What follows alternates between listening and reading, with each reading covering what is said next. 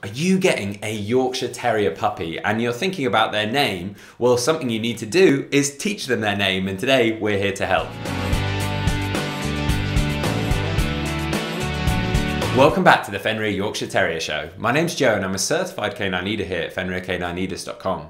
We are dedicated to helping you learn everything you could possibly want to know about the Yorkshire Terrier and then how to become a high-level canine leader so you can raise your very own. So if you're new here, don't forget to subscribe and turn on that notification bell so you never miss a future upload. If you're bringing home a Yorkshire Terrier puppy, something you need to teach them is their name. But how do you do that? Well, today we're going to be tuning into a webinar that the canine behaviourist and founder of FenrirCanineLeaders.com, Will, has recorded all about how to teach your puppy their name. So welcome back to another quickfire breakdown of a very common question that you will get from new puppy owners, whether you're interested in working as a dog trainer. Even canine behaviour work gets this question quite commonly, or even if you're just watching this because you're trying to get yourself to become a higher level canine leader and you want to kind of understand more of the theory around this thing. So most people get dead excited about getting their new puppy and they have the name planned out long before the puppy comes home, and they tend to go into the process of teaching their dog's name completely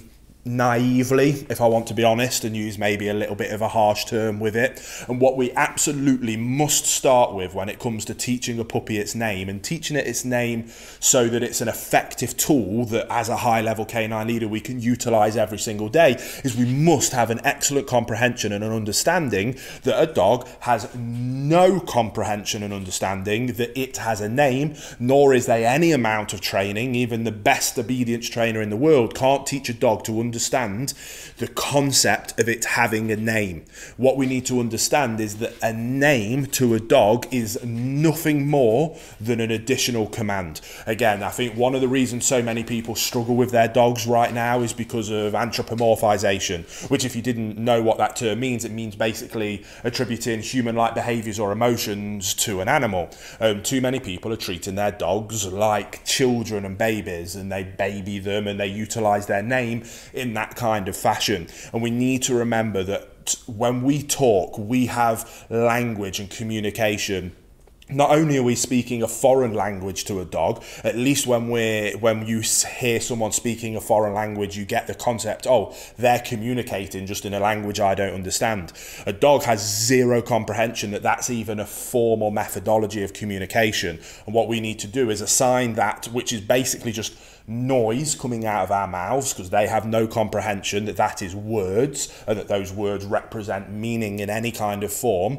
But we need to make them understand that this noise that is coming out of out of our mouths, that we have assigned as their name, is nothing more than an additional obedience command. So when the owners that you're working with kind of have that light bulb moment, first of all, it's an excellent opportunity to start going down that process of more effective communication with our dogs, and how people can build those better relationships when they understand that if we understand them as dogs and treat them as dogs, that actually that allows us to build the better relationship than if we babied them and treated them like children and babies. So it's a really fun, engaging conversation that you can have with new owners to be able to start them down that path of kind of understanding that thing that's probably more of a macro issue, but we can help them understand the macro theory and issue using this micro issue or thing of teaching a dog its name. So what we then do is we go through explaining, okay, awesome, you understand that concept now, that macro overarching theory that a dog will never know it has a name,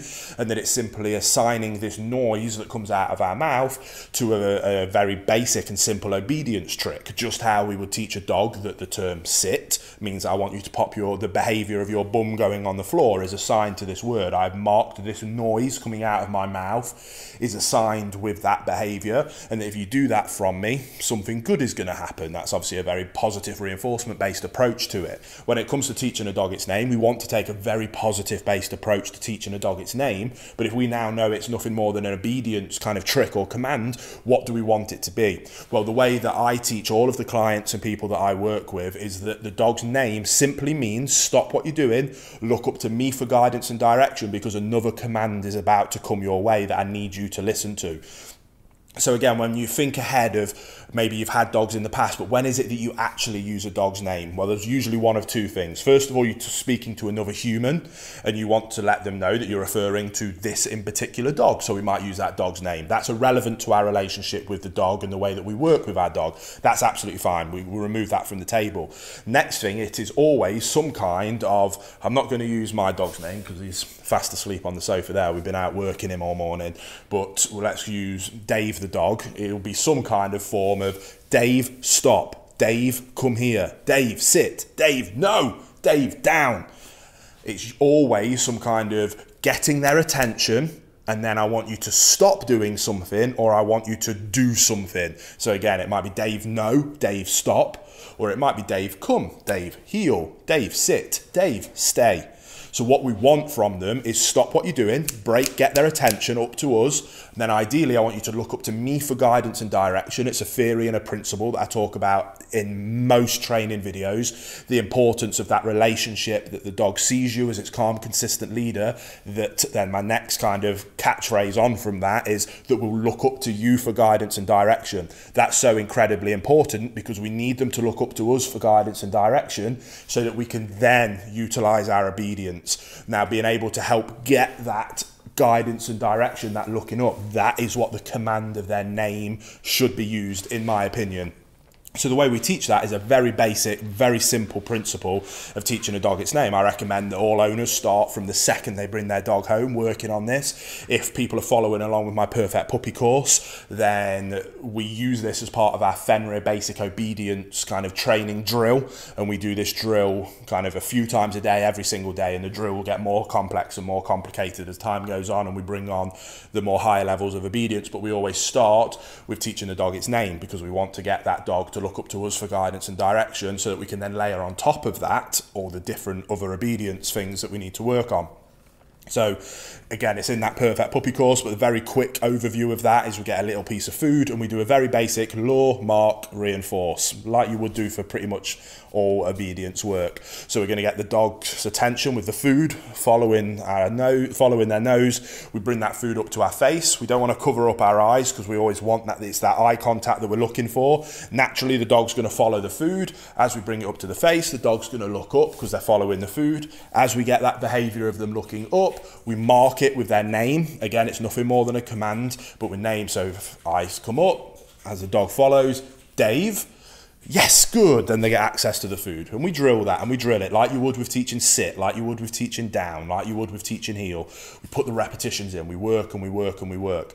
Now, obviously, at these early stages, yes, the dog is following the lure of the food because they're interested in it. So then over time, we're not going to bring it right up to our eyes. We're going to bring it a little bit lower. And that's where a little bit of finesse comes into this, a little bit of patience, bringing it up. The dog's going to be looking here, so they're going to look up, but not all the way up through our eye contact.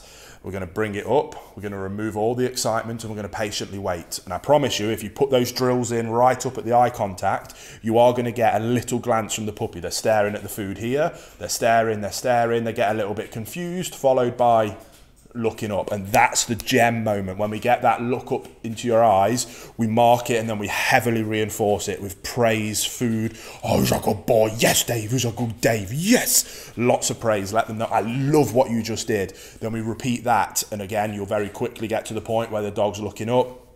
We can then start to mark the behavior just before they do it. We go through that very same principle to a point where you use that terminology, their name. Again, it's nothing more than a command. Because again, you don't have to teach sit. You could teach that with pineapple.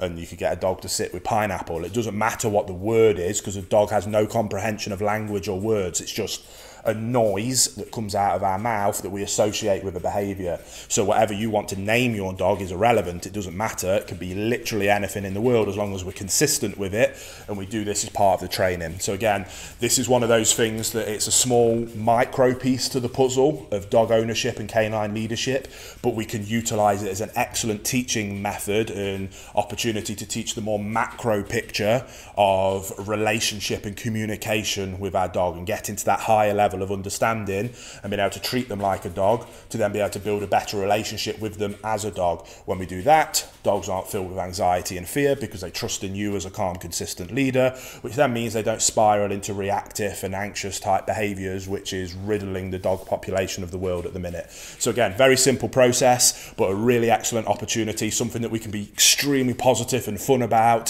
So get out there, whether you're working with clients or working with your own dog, get out there, have some fun with it, and make the most out of what is quite an easy thing to achieve really quite big results with a micro piece of information. There you have it, guys. Some really useful tips and tricks from Will there, all about how to teach your Yorkshire Terrier puppy their name. I really hope you enjoyed today's video. If so, get involved in the comments down below, as we would love to hear from you. Don't forget to subscribe and turn on that notification bell, as we have 2 dedicated videos coming out every single week. So I can't wait to see you in the next episode of the Fenrir Yorkshire Terrier Show.